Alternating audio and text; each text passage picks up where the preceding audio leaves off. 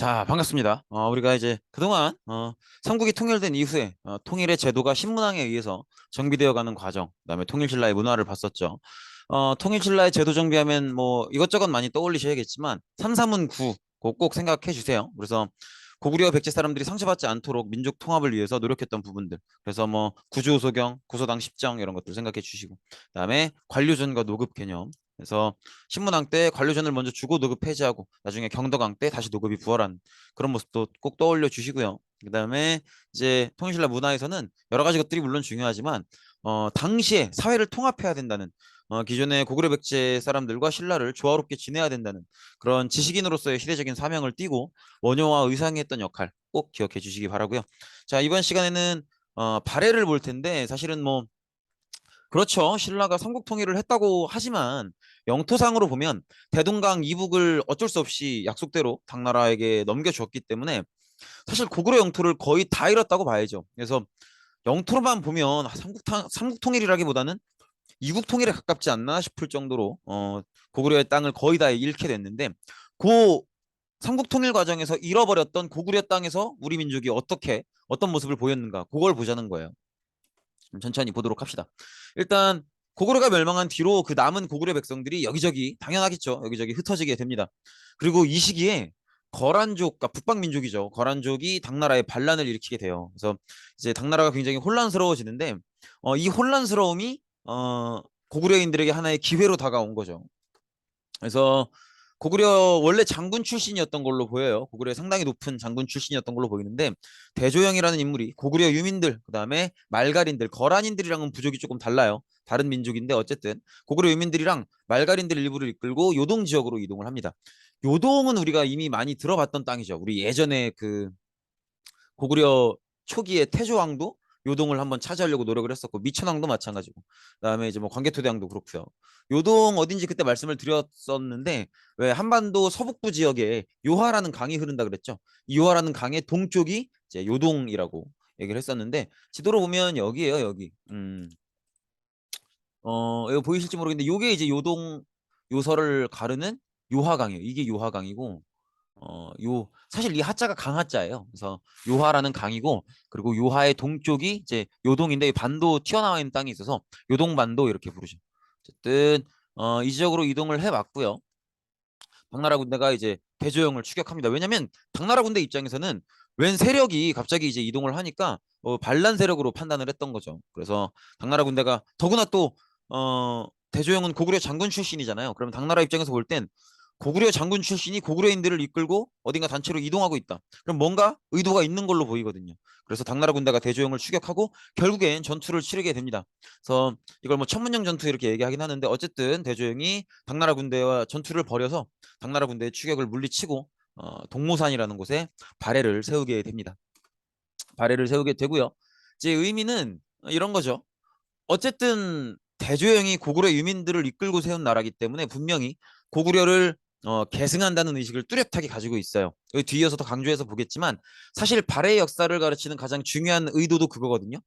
중국이 자꾸 이제 동북공정이라고 들어보셨는지 모르겠는데, 요새는 좀 그 용어를 많이 안 쓰긴 하는데, 중국이 이제 고구려의 역사나 발해의 역사를 자꾸 자기들의 역사로 편입을 하려고 하니까, 거기에 우리나라 학교에서 저항하면서 학교 역사 교육 때 이제 이런 걸 자꾸 가르치라고 하는 거거든요. 근데 어쨌든 고구려는 분명히 우리의 역사고, 또 발해도 고구려를 계승한다는 의식을 분명히 하고 있고, 건국자와 그 건국의 주된 건국 집단이 우리나라 사람들이기 때문에 우리의 역사라는 거죠.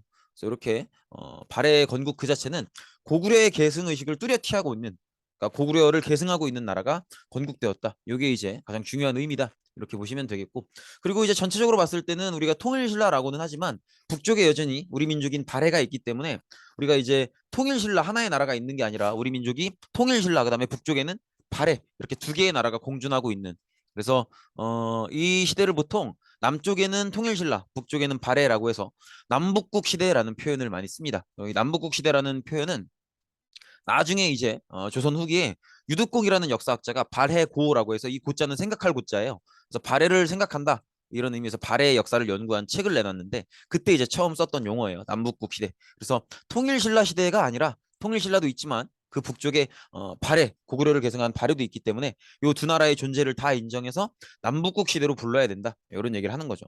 보시면 되겠고, 그래서 딱 봐도 누가 봐도 이제 남북국의 형세를 하고 있고, 어쩌면 옛날 고구려 잘 나갔을 때보다 더 영토가 넓을 수도 있겠다 싶을 정도로 굉장히 넓은 영토를 차지하고 있죠. 그리고 상당히 강력한 국가였어요. 이렇게 보시면 되겠고, 그리고 이제 발해 이제 그 건국자 대조영을 고왕이라고 부르고요. 이제 그 다음이 이제 무왕인데, 무왕은 이 이름을 보면 그 왕의 특징을 좀 알 수 있는데, 이 무왕은 한자로 이렇게 써요. 이렇게 쓰는데 이게 힘쓸 무자예요. 그래서 왜 우리 요새 뭐 그런 게임 하는지 모르겠는데, 왜 게임 캐릭터 보면 그 캐릭터의 특징에 뭐 무력 뭐 이런 게 있죠. 그래서 얼마나 잘 싸우는지 얼마나 전투력이 있는지 이런 걸 보통 무력이라고 하는데, 그 무자예요. 그래서 굉장히 활발한 정복 활동을 했었고, 뭐 숭화강, 해일운강, 위영 뭐 이렇게 용어들이 나오는데, 이런 것들보다는 그냥 굉장히 영토를 넓게 넓혔다, 이렇게 생각을 해주시면 되겠고, 무왕에 있어서 가장 중요한 건 역시 당나라와 갈등이 있었던 점인데요.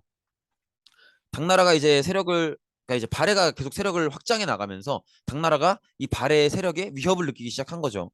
왜냐면 처음에는 그냥 조그마한 고구려 유민 집단인 줄 알았는데, 이제 점점 세력을 키워서 어마어마한 나라가 됐으니까 당나라 입장에서는 위협을 느낄 수밖에 없겠죠.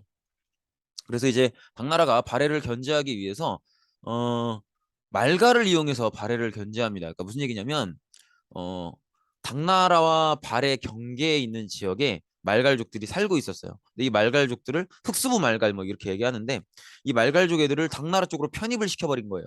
그러면 발해 입장에서는 사람과 영토를 같이 빼앗긴 게 되거든요. 그래서 이런 식으로 당나라와 발해가 시비를 붙기 시작하는 거죠. 그래서 무왕이 이걸 보고 역시 선빵의 영혼은 어디 가지 않습니다.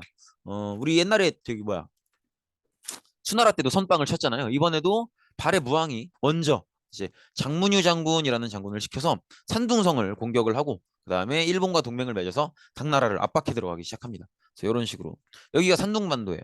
여기를 압박해 들어가기 시작하죠.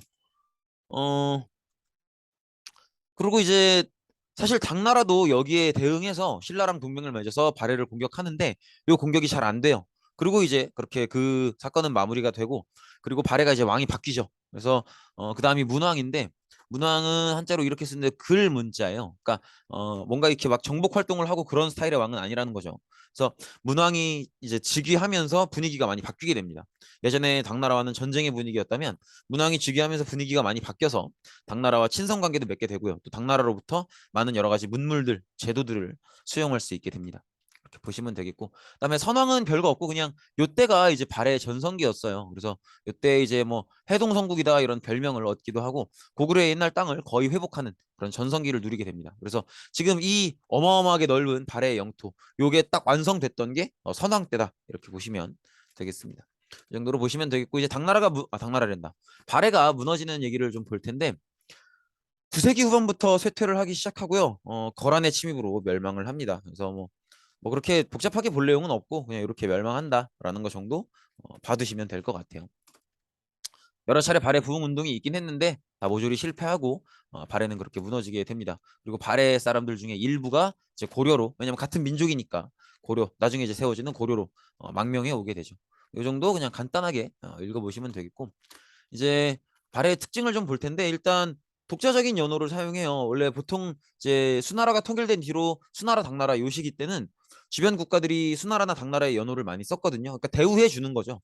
근데 발해는 옛날에 그 고구려에 그게 아직 꺾이지 않고 있는 거예요. 중요한 건 꺾이지 않는 마음이라고. 어, 그 고구려 때 특히나 광개토대왕 장수왕 요 시기 때 있었던 고구려가 천하의 중심이다, 요걸 발해도 고구려를 계승하는 나라니까 이 마인드를 그대로 가져가는 거예요. 비록 망했다가 다시 이렇게 세운 나라지만 우리는 당나라에 뭐 꿀릴 거 없다 이거죠. 그래서 당나라의 연호를 따르지 않고 자기들만의 연호를 단독으로 쓰는 그런 모습도 보이고요. 그래서 당나라와 대등한 국가다, 이런 것들을 나타내기도 합니다. 그리고 이제 통치체제를 정비하게 되는데, 기본적으로 중앙정치기구는 삼성육부제예요. 근데 이건 당나라의 영향을 받은 거예요. 당나라도 삼성육부제를 쓰거든요. 근데 이거는 당시에 동아시아 국가 대부분이 삼성육부제를 표준으로 썼었어요. 그래서 그걸 그대로 받아들인 거다, 이렇게 보시면 되겠고, 뭐 당나라의 삼성 육부제 하면 이제 뭐 중서성, 상서성, 문화성, 그다음에 이부, 호부, 예부, 병부, 형부, 공부 이렇게 되어 있는데, 이거 그냥 눈으로만 보시면 돼요. 그리고 발해 삼성 육부도 거의 똑같이 따라가요. 근데 이제 조금 다르죠. 일단 부르는 용어가 다르죠. 이렇게 보면 여기는 중서성, 상서성, 문화성 이렇게 되어 있는데 여기는 정당성, 선조성, 중대성 이렇게 되어 있고 그다음에 지금 여기는 보면 상서성에서 정책을 시행하는 역할을 하죠. 근데 여기서는 이제 어, 정당성이 상서성 역할을 하면서도 정책을 총괄하는 그런 역할을 하는 뭐 그런 차이점들이 조금 있습니다. 그래서 당의 삼성육부를 보면 당나라는 기본적으로 상서성은 정책의 시행만 하고요. 어, 정책을 짜는 그러니까 최고 정책 결정을 하는 정책 결정 기구는 중서성이 역할을 해요. 여기서 정책을 결정하는데 그런데 발해는 조금 달라요. 발해는 정당성이 상서성 역할을 해서 시행을 하기도 하면서 동시에 또 정당성에서 정책을 결정하기도 합니다. 이런 차이점들이 좀 있고 그다음에 육부의 이름을 붙일 때도 어, 당나라에서는 그 육부의 부서 업무에 맞는 이름을 붙여요. 그래서 이부하면 관리를 선발하거나 이제 관리를 이제 여러 관료들 직원들을 관리하는 그런 역할을 하고 인사과의 업무죠. 그다음에 호부는 재정 업무, 그다음에 예부는 국가 예식, 병부는 군대 안보 국방, 형부는 뭐 수사, 사법, 법률 적용 이런 역할을 하고 공부는 이제 시설 건축 이런 역할을 하는데 당의 삼성육부의 육부는 어떤 업무를 하는지 그 역할을 이름으로 바로 만드는 그런 시스템이라면 발해의 육부는 충인의 지예신 이거 다 유교에서 따온 것들이에요. 그래서 유교적 가치를 담고 있는 한자를 부서 이름으로 쓰는 그런 특징을 또 보이고 있죠. 그래서 발해가 당나라의 삼성육부를 가져오긴 했지만 고스란히 그대로 뺏겨 쓰는 게 아니라 나름대로 발해 현실에 맞게 고쳐 썼다는 거죠. 다른 점을 살펴보면 이런 것들이 있다는 거예요. 간단하게 그냥 잠깐 스탑하시고 저것만 두시고요. 보시면 될 것 같아요. 이렇게. 근데 뭐 그렇게 이걸 이렇게 외워달라 이렇게는 못하겠어요. 그냥 한번 적어보시고 아 이렇게 좀 다르긴 다르구나.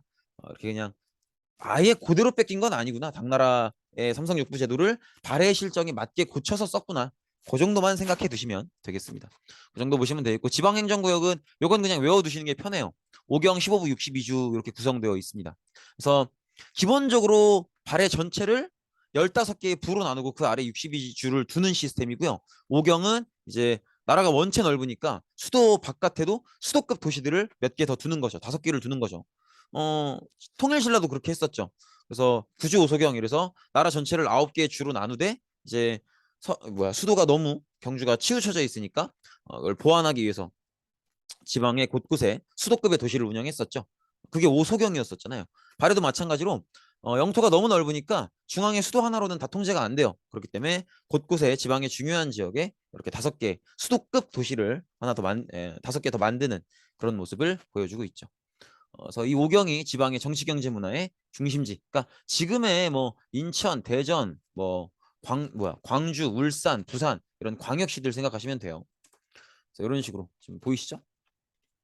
요게 이제 오경이죠. 오경.